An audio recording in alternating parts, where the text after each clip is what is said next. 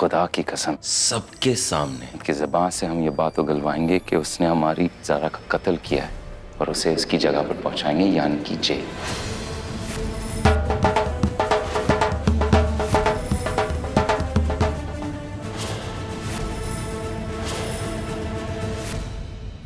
शहबाज अहमद, हम 10 तक गिनने वाले हैं और इसके अंदर अगर आपने इस कागज पर दस्तखत नहीं कर दी कि आपने ये सब किया है ना, खुदा की कसम, उसके बाद सांस नहीं लोगे आप। 1। कबीर, हमारी बात सुनो, हालात को समझने की कोशिश करो कबीर। समझदारी इनको सजा दिलवाने में है, इनको मारने में नहीं। 2। कबीर, ऐसा क्यों कर रहे हो? इन्हें मारकर तुम खुद जेल जाना चाहते हो? बताओ। 3। अपने हाथों को खून से मत रंगो कबीर। 4। ज़ारा सही कह रही है कबीर, सही कह रही है। हालांकि उसका तरीका दुनियावी है, अपने हिसाब से कहा है उसने। याद करो, हमारे नबी करीम सल्लल्लाहु अलैहि वसल्लम ने भी एक रास्ता बताया है, सुलह का रास्ता। सुलह? कैसी सुलह पीर साहब? कबीर जानता है वो रास्ता, सुलह हुदैबिया। सुलह हुदैबिया, इसका मतलब? बेटे, आज से 1400 साल पहले एक समझौता हुआ था।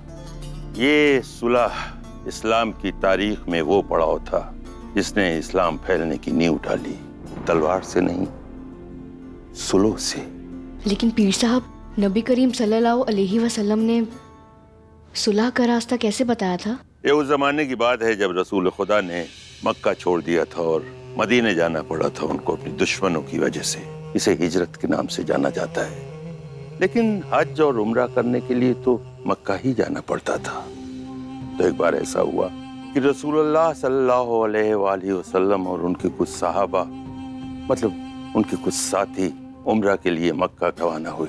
ये खबर उन दुश्मनों तक पहुंच गई जिन्होंने मक्का पर कब्जा कर रखा था। उन्होंने हजरत और उनके साथियों को मक्के से बाहर ही हुदैबिया में रोक लिया। अब 2 ही रास्ते थे, या तो लड़ाई झगड़ा या बातचीत से कोई नया रास्ता दिखाए। हालांकि हजरत के कुछ साथी इस बात पर जिद कर रहे थे कि हम वापस तो नहीं जाएंगे चाहे कुछ भी हो जाए, पर हजरत ने उन्हें समझाया, दुश्मनों को दावत दी, उन्हें बुलाया, उनकी शर्तें भी मंजूर की ताकि आने वाले सालों में हज और उम्रे का रास्ता खुल सके। तो सोचो कबीर, हमारे प्यारे आका, हमारे नबी सल्लल्लाहु अलैहि वसल्लम, जिनके रास्ते पर चलने की हम तुम सब कोशिश करते हैं, उन्होंने सुलह की, तो क्या तुम अपने बाप से सुलह नहीं कर सकते हो? उनकी जान नहीं बख्श सकते हो?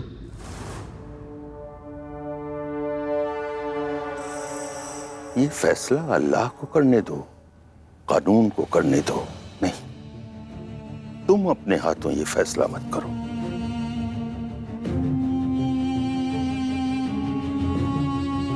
और शहबाज, हम ये समझ ही न पाए कि तुम्हारे अंदर एक शैतान बसता है।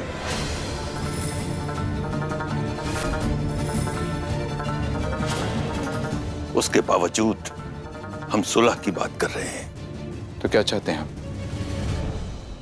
हमसे किस तरह की सुलह की उम्मीद चाहते हैं? सुलह की पेशकश ये है कि कबीर तुम्हारी जान बख्शेगा और तुम उसे पागलखाने से आजाद कराओगे। यहां से इसको अपने साथ लेकर जाओगे और सामने बैठे हुए तमाम लोगों से कहोगे कि तुम्हारा बेटा कबीर पागल नहीं है।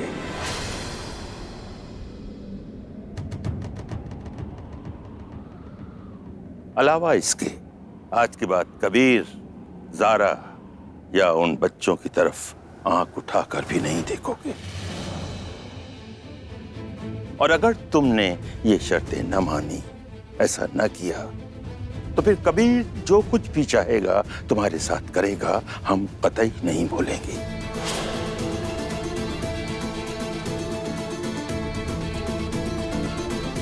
मंजूर है हमें,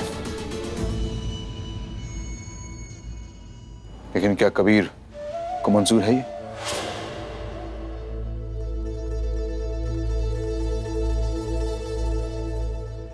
कबीर बेटे, हम जानते हैं और हम देख भी चुके हैं कि तुम्हारे दिल में हमारा कितना एहतराम है।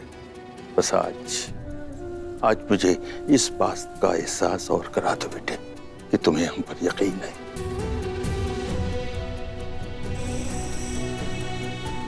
यकीन मानो, खुदा की जात पर भरोसा रखो कि इस सुलह के नतीजे बहुत ही अच्छे होंगे और जमाने के सामने एक मिसाल बनकर आएंगे। कबीर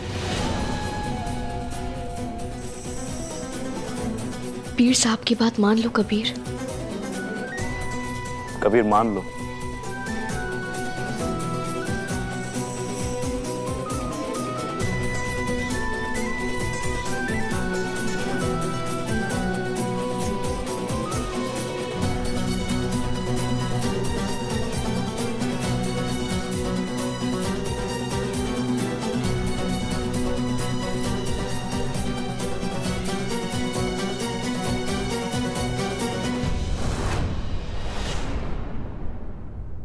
देखिए, वो जो बिच्छू थे वो बिना डंक वाले बिच्छू थे, इसलिए आपको घबराने की कोई भी जरूरत नहीं है। आप लोगों को जो भी परेशानी हुई है उसके लिए हम लोग माफी मांगते हैं। अब आप लोग प्लीज अपनी अपनी जगह पर बैठ जाइए। लेकिन शहबाज मियां है कहाँ? वो रहे।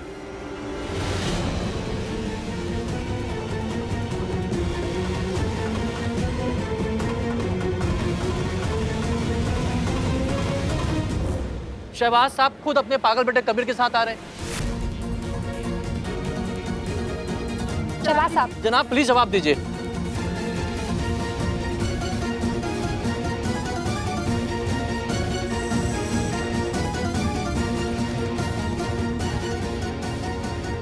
हमें बड़ी खुशी हो रही है आपको ये बताने में कि हमारे बेटे कबीर पागल नहीं।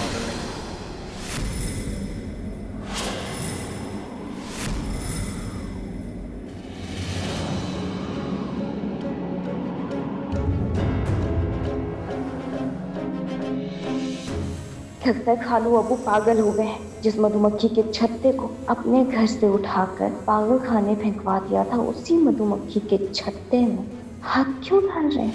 शहबाज साहब, या तो आप बहुत अच्छा मजाक कर लेते हैं या फिर आप पूरे सिस्टम का मजाक बना रहे हैं। अभी कुछ देर पहले आपने अपने स्पीच में कहा था कि आपने खुद अपने बेटे कबीर को पागल खाने पहुंचाया क्योंकि वो लोगों के लिए खतरा था, और अब आप ये बोल रहे हैं कि आपके बेटे कबीर पागल नहीं है। जनाब जवाब दीजिए। मोहतरमा,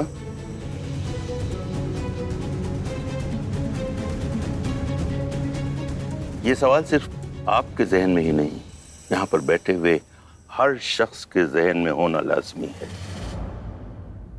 और इस सवाल का जवाब सिर्फ एक है, कबीर पागल हरगिज नहीं है।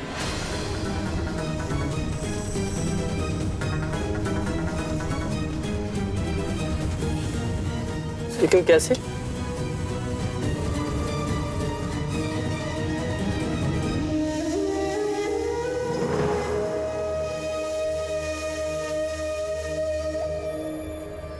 कबीर मियां पर जिन का साया पड़ गया था।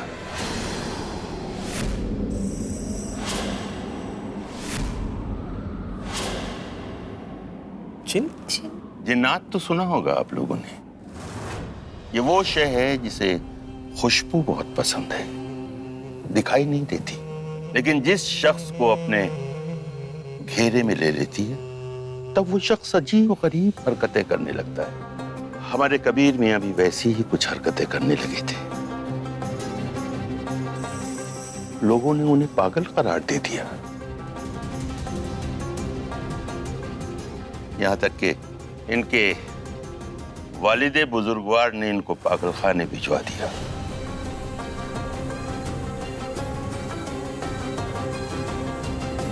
माफ कीजिएगा, लेकिन आप ये जिन इस सब में यकीन रखते हैं? जी हाँ, हम कुरान पर यकीन रखते हैं और कुरान शरीफ में लिखा हुआ है कि जिस तरह से हमने इंसान खल्क किए हैं उसी तरह से हमने जिन्नात भी बनाए हैं।